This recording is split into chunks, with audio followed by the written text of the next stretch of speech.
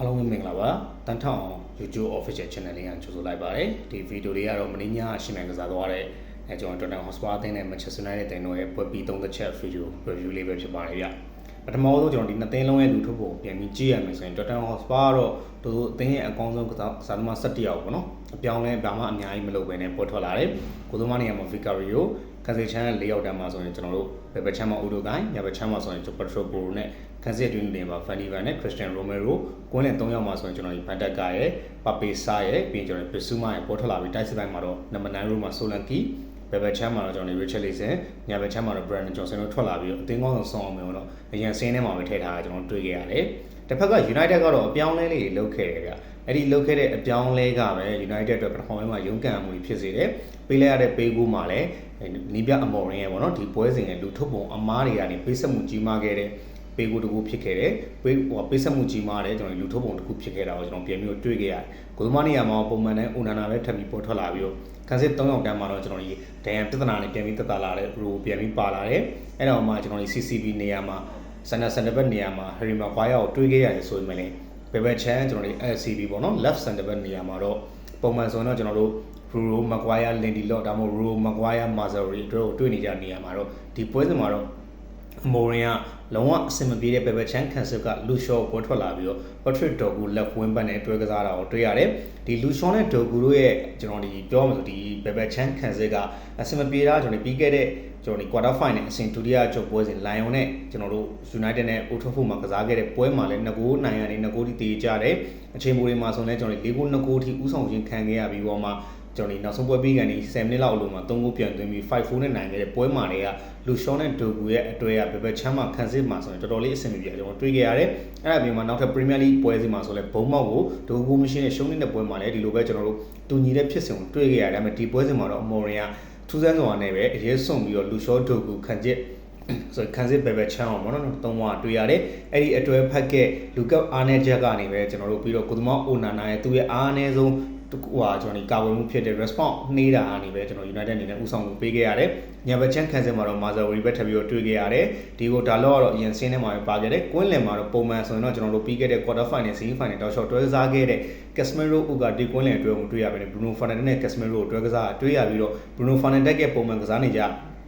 left SS ပေါ့နော် left scan striker role မှာတော့ကျွန်တော်တို့ missing မောင်းပြင်ပြီးတွေ့ခဲ့ရတယ်အဲ့ဒါကလည်းကျွန်တော်တို့ Luciano Dogu ရဲ့ဘယ်ချမ်းကငကိုရေးမှာအဆင်မပြေတဲ့ကြားမှာ missing မောင်းပါပထမပိုင်းတစ်ပိုင်းလုံးကပျောက်နေလေတော့ဒီအဲ့ဘယ်တစ်ချမ်းလုံးကသေသွားတဲ့အနေထားကိုလည်းကျွန်တော်တွေ့ခဲ့ရတယ်ဗျညဘက်ချမ်းမှာတော့ Ahmed Diallo တိုက်စစ်မှာတော့ number 9 row မှာ Rashford မှာလည်းပေါ်ထွက်လာတယ်ပြီးခဲ့တဲ့ကျွန်တော်ဒီ quarter final semi final ပွဲစဉ်တွေမှာတောက်လျှောက်ပွဲတစ်ခွင့်ရခဲ့တဲ့ Alejandro Garnacho တော့အရင်ဆင်းနေမှာပါခဲ့တယ်ဗျကျွန်တော်တခုပေါ့နော်အမော်ရင်နေနဲ့တော့နည်းနည်းလေးစွန့်စားရကြခဲ့တယ်ဗျဘာလို့ဆိုဒီ line up မှာကျွန်တော်ဘယ်ဘက်ချမ်းတစ်ချမ်းလုံးကကျွန်တော်တို့ပြောမှဆိုပြီးခဲ့တဲ့ Watson တို့ပြီးခဲ့တဲ့ကျွန်တော်တို့နောက်ထပ် Chelsea နဲ့ပွဲစဉ်တွေမှာလည်းအသုံးပြုခဲ့သလိုကျွန်တော်ဒီသုံးခဲ့တဲ့ line ကကြည့်ရမယ်ဆိုရင်နည်းနည်းလေးကျွန်တော်စွန့်စားမှုတွေများနေတယ်အထူးသဖြင့် Luciano Dogu နဲ့အဆင်မပြေတဲ့ဂျားမှာ missing မောင်းမှာထပ်ပြီးသုံးတဲ့အခါအဲ့ဘက်ချမ်းတစ်ချမ်းလုံးကခန်းစစ်မောင်းတက်စစ်မောင်းပထမပိုင်းတစ်ပိုင်းလုံးမှာအားနည်းချက်တွေအများကြီးရှိခဲ့ပြီးတော့Bruno Fernandes ပါကွင်းလင်ကိုစင်ကစားတဲ့အခါသူ့ရဲ့ပုံမှန်ခြေစွမ်းကပျောက်ဆုံးသွားပြီးတော့ပြောမှဆိုမနေ့ကပွဲမှာဆိုရင် United ဒီပထမပိုင်းမှာဘောလုံးကင်ကစားခွင့်ရတယ်ဘောလုံးကင်ခွင့်ရှိတယ်ဆိုမှလည်းအခွင့်အရေးများများဖန်တီးနိုင်ခဲ့ခြင်းမရှိသလို Tottenham Hotspur ရဲ့တိုက်စစ်ကိုလည်းကျွန်တော်တို့အကောင်းဆုံးခုခံကောင်းနိုင်ငံမရှိခဲ့ဘူးအဲ့ဒါပြီးမှပေးလိုက်ရတဲ့ဂိုးကလည်း final လို့ပွဲစဉ်တစ်ပွဲမှာပေးရတဲ့ဂိုးတစ်ခုရဲ့တန်ဖိုးကအများကြီးကြီးမားခဲ့ပြီးတော့ပေးရတဲ့ဂိုးမှာဆိုလည်းပေးတဲ့ပေးတဲ့ထက်ဂိုးထက်ကိုယ့်ရဲ့ခန်းစစ်ကစားသမားတွေနဲ့ခုသမားတွေရဲ့အမားကြောင့်လာကျွန်တော်တို့ပေးခဲ့ရတဲ့အနေအထားကိုကျွန်တော်ပြန်ပြီးတွေ့ခဲ့ရတယ်ပြီးတော့ Tottenham Hotspur အသင်းရဲ့ဒီပွဲကိုချင်းကပ်ပုံကလည်းတကူရပြီးသွားတဲ့နောက်ပိုင်းမှာတော့ကျွန်တော်ဒီပထမပိုင်းပြီးတဲ့အချိန်ထိရောဒုတိယပိုင်းတစ်ပိုင်းလုံးခန်းစစ်ကိုပဲအဓိကထားပြီးတော့ OTP ကစားသွားတွေ့ရတယ်တက်စစ်ကိုပြန်ပြီးထိုးဖောက်ကျွန်တော်ဒီထပ်ပြီးဂိုးသွင်းမှုမစော့တော့ဆိုတဲ့အနေအထားပေါ့အဓိကတော့ United ကတိုက်စစ်ကတာ Premier League မှာလည်းကျွန်တော်တွေ့နေရတဲ့ပွဲတိုင်းပေါ့နော် United တိုက်စစ်ကဘောလုံးကင်ကစားခွင့်ရတယ်အခွင့်အရေးတချို့ရရှိခဲ့တယ်ဆိုတော့တိုက်စစ်ကကစားသမားတွေကပွဲအဖြစ်ကိုပြောင်းလဲနိုင်တဲ့ကစားသမားတွေမရှိဘူးဆိုတဲ့အနေအထားမှာကျွန်တော်တို့အမြဲတမ်းကြုံတွေ့နေရရှိတယ် number 9 row Highland ဆိုရင်လည်းကျွန်တော်တို့ finishing ပိုင်းမှာဆိုလည်းတော်တော်လေးကိုအားနည်းချက်တွေရှိတယ်အဲ့လိုမှအဲ့လိုအပြင်မှာကျွန်တော်ဒီ18ကိုက်ထဲမှာ Final Area Box ရဲ့ final တက်ထဲမှာဆိုလည်း position ယူတဲ့အပိုင်းတွေမှာလည်းအများကြီးအားနည်းချက်ရှိတဲ့အပြင်မှာ Missing Mount ကိုပြီးရင်ကျွန်တော်တို့ Ahmed Diallo ကနာချိုတို့ကတွင်းကိုတွေကိုကျွန်တော်တို့အမြဲတမ်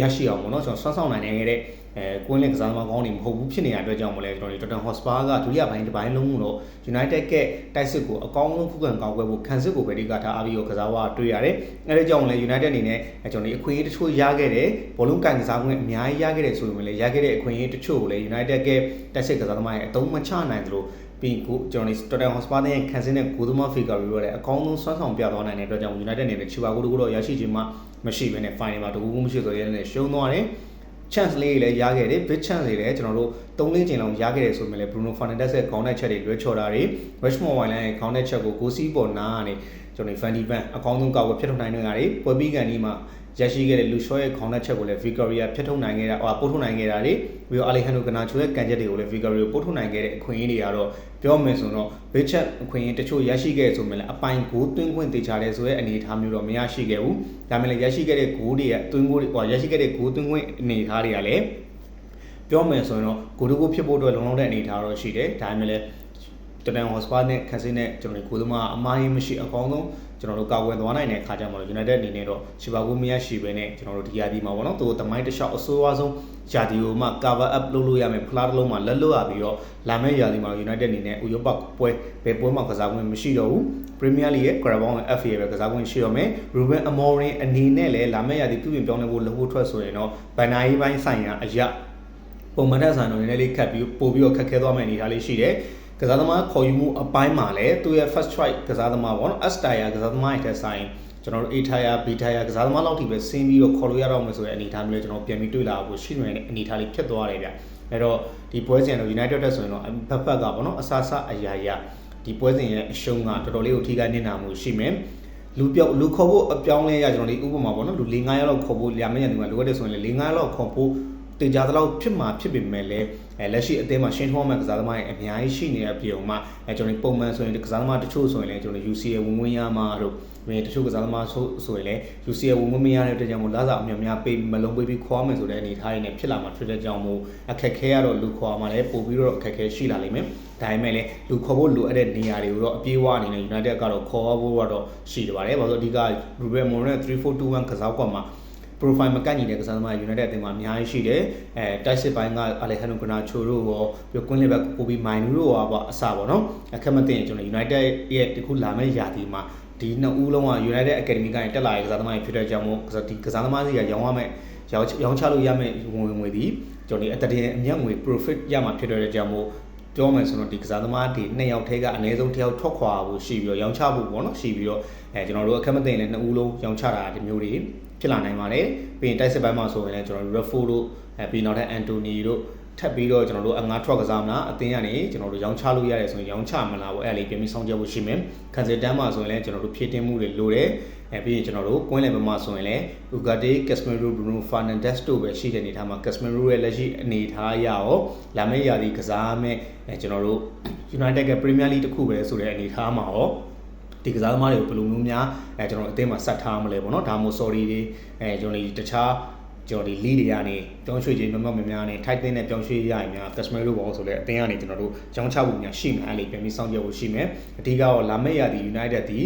ကစားသမားအသစ်ခေါ်ယူဖို့အတွက်ဆိုရင်တော့အသင်းရရှိတဲ့ကစားသမားတော်တော်များများကိုတော့ရှင်းထုတ်ဖို့လိုတယ်တိုက်စစ်ပိုင်းတော့အားဖြစ်ခြင်းနဲ့ဆိုရင်လည်း Rashford Wine နဲ့ Joshua Zirkzee မှာ Rashford Wine ကို Italy Serie A ကလပ်တွေကစိတ်ဝင်စားဖို့ရှိနေတဲ့အနေအထားဒီမှာပြန်ပြီးတော့ရောင်းချပြီးတော့ပတ်စံပြန်ရှာပြီးတော့ဗောနော်တိုက်စစ်ပိုင်းနံပါတ်9 row အတွက်ခုခါဆိုတော့ကျွန်တော် Jokeres ဆိုပါတော့ရဖို့တော့ခက်ခဲသွားပြီ Osimhen တို့ပေါ့အတွက်လည်းခက်ခဲသွားပြီဆိုတဲ့အနေထားမှာတော့ Liam Delap နဲ့ပ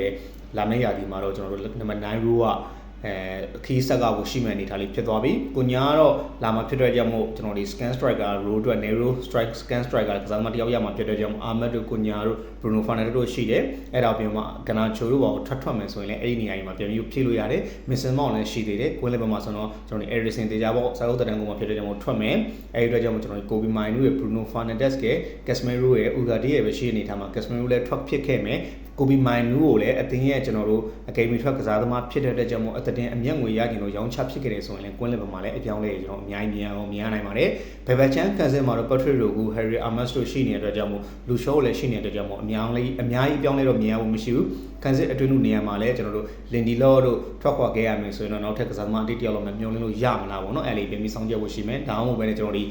လူငယ်တင်းကနေတက်လာမယ်ကျွန်တော်တို့ Federation တို့ပြီးတော့နောက်ထပ်အစင်တွေကနေခေါ်ထားတဲ့ Haven တို့လည်းရှိနေကြအောင်ခက်စစ်အတွင်းလူနေရာရောအပြောင်းလဲတွေအများကြီးဖြစ်လာပါမလားRyan ဘက်နေရာမှာဆိုရင်ဒီကိုတာလို့ရှိတယ် Mazzarri တို့လည်းရှိတယ်Ahmed Diallo လည်းလိုအပ်လို့ကစားလို့ရတာဆိုတော့ Ryan ဘက်နေရာအတွက်လည်းနည်းနည်းလေးကျွန်တော်တို့အပြောင်းလဲရတော့တည်ငြိမ်မှုရှိမယ်ကိုသမားနေရာမှာတော့ BNDR ကိုရောင်းချပြီးတော့ Onana ကို PR ပေးဖို့အတွက်နောက်ထပ်အရန်ကိုသမားကောင်းတယောက်ခေါ်မယ်ဆိုတဲ့အနေထားမှာတော့ကိုသမားအသစ်တယောက်လည်းကျွန်တော်မျှော်လင့်လို့ရပါတယ်ဗျဟောလာမယ့်ရတဲ့ United ကတေချာတော့တိုက်စစ်ပိုင်းရဲ့ Scan Striker Road အတွက်ရဲ့ Quinlan အတွက်ရဲ့ပြီးရင်ကျွန်တော်ကိုသမားနေရာအတွက်ရဲ့၄နေရာလောက်မှာတေချာပေါက်ပြောင်းလဲလို့မှာဖြစ်ပြီးတော့ကစားသမားသစ်တွေလည်းခေါ်ရဖို့လိုတယ်လာမယ့်ရတဲ့ Premier League နဲ့ကျွန်တော်တို့ဥရောပဖလားတွေမရှင်မြန်ရတဲ့အနေထားမှာ Premier League ရဲ့ Carabao ရဲ့ FA Cup ပြည်တွင်းဖလား၃လုံးပဲရှင်မြန်မယ်ဆိုတဲ့အနေထားမှာ United အနေနဲ့တော့ကစားသမားအင်အားအများကြီးလေးလူမှာမဟုတ်တဲ့ကြောင့်မို့လူစီရင်ကိုတက်နေလောက် short ချပြီးတော့အသင်းအတွက်တကယ်လိုအပ်မဲ့ Ruben Amorim ကိုဆက်ပြီးထားမယ်ဆိုတော့ Ruben Amorim ရဲ့ကစားကွက်နဲ့ကိုက်ညီမဲ့ profile player တွေကိုရှာဖွေပြီးတော့ခေါ်ဖို့တော့လိုအပ်တယ်အဲ့လိုမှမဟုတ်ရင်တော့ United အနေနဲ့တော့လာမယ့်ရာသီ Premier League ပဲရှင်မြန်ကစားရတယ်ဆိုတော့ Premier League မှာလည်းထပ်ပြီးတော့ရုန်းကန်မယ်အနေထားမှာရှိပြီးတော့ကစားသမားခေါ်ယူမှုတွေကအဆင်မပြေခဲ့ရင်ကစားသမားခေါ်ယူမှုတွေကအရင်နှစ်တည်းရလိုပဲအလွဲချော်တွေဖြစ်ခဲ့ဆိုတော့ United ကနောက်ထပ်ဆိုးဝါးတဲ့ရာသီတစ်ခုလည်းထပ်ပြီးတော့ကြုံတွေ့ရဖို့ရှိပါသေးတယ်ဗျအဲ့တော့ကျွန်တော် United fan တွေအနေနဲ့တော့လာမယ့်ရာသီမှာ Premier League တစ်ခုပဲအားစိုက်ကစားစရာရှိရဆိုပေမဲ့လည်းကျွန်တော်တို့ဒီ top 4တွေ Champion အတွက်တွေ top 3တွေ top 2တွေမျှော်လင့်နေရတဲ့ဆိုင်တော့အနည်းဆုံးကျွန်တော်တို့ top 6လောက်ဆိုတဲ့အနေထားတာကျွန်တော်တို့မျှော်လင့်လို့ရမယ့်အနေထားဖြစ်နေပြီးတော့ top 6ထဲဝင်တော့မှလာမယ့်ရာသီ United အတွက်ကတော့တိုးတက်မှုရှိတဲ့ရာသီတစ်ခုလို့ကျွန်တော်တို့ဆိုရမှာဖြစ်ပါတယ်ဗျဒါမှလည်းအကောင်းဆုံးခွင့်ရရှိခဲ့တဲ့တခြားပြန်ပဲအသင်းကကျွန်တော်ဒီဥရောပပွဲတွေရှင်မြန်ကစားတဲ့အချိန်မှာပိုပက်နဲ့တန်ပြဿနာရှိလာတဲ့အခါမှာ United အနေနဲ့တော့ Premier League တစ်ခုပဲကျွန်တော်တို့ဒီ FA တို့ Carabao တို့ပဲအောင်စိုက်ပြီးရှင်မြန်ကစားမယ့်အနေထားမှာတော့ကစားသမားတွေကိုအဓိကကျွန်တော်ထိန်းသိမ်းနေပေါ့နော်ကျွန်တော်ဒီကစားကွက်ကောင်းကောင်းတစ်ခုလည်းတိစောက်နိုင်မယ်လိုအပ်တဲ့ကစားသမားတွေလည်းဖြည့်တင်းနိုင်ခဲ့မယ်ဆိုရင်တော့ top 4လောက်ကိုတော့မျှော်လင့်လို့ရတဲ့အနေအထားတစ်ခုလည်းပြန်ပြီးတော့ရှိလာနိုင်တဲ့အနေအထားလေးရှိပါတယ်ဒါကတော့ကျွန်တော်ဒီလာမယ့်ရာသီ United တော့ပါပေါ့နော်ကျွန်တော်ဒီ United ကဖြစ်လာနေတဲ့အနေအထားလေးပါအချိန်ချုံလေးသုံးသပ်ပြောကြားပေးရဖြစ်ပါတယ်ဗျဒီဗီဒီယိုလေးကတော့မင်းညရှင်မြန်ကစားခဲ့တဲ့ Tottenham Hotspur အသင်းနဲ့ United အသင်းတို့ရဲ့ UEFA Europa League Final ပွဲစဉ် review video လေးပဲဖြစ်ပါတယ်အားလုံးကိုကျွန်တော်ဒီကျေးဇူးအများကြီးတင်ပါတယ်ဝင်ရောက်ကြည့်ရှုပေးတဲ့ကျွန်တော်ဒီအဆုံးထိကြည့်ရှုပေးတဲ့ညီကိုတယောက်ချင်းကျေးဇူးအများကြီးတင်ပါတယ်နောက်ထပ် video လေးကျွန်တော်ရဲ့ဒီ YouTube channel လေးမှာတင်ပေးမှာမို့လို့ကျွန်တော် YouTube channel လေးကိုလည်း subscribe လေးလုပ်ပေးထားကြပါဒီ video လေးမှာလည်းညီကိုတို့အမြင်လေးတွေကို comment box မှာမျှဝေလို့ရပါတယ်ဒီ video လေးလည်း real လေးပေးလို့ရညီကိုရှင်ကျွန်တော် like လေးတွေ real လေးတွေပေးသွားပေးလို့ရပါတယ်ဗျအားလုံးကျေးဇူးအများကြီးတင်ပါတယ်ဗျနောက်ထပ် video တွေမှာပြန်လည်ဆုံတွေ့ပါမယ်အားလုံးလည်း bye ပါခင်ဗျာ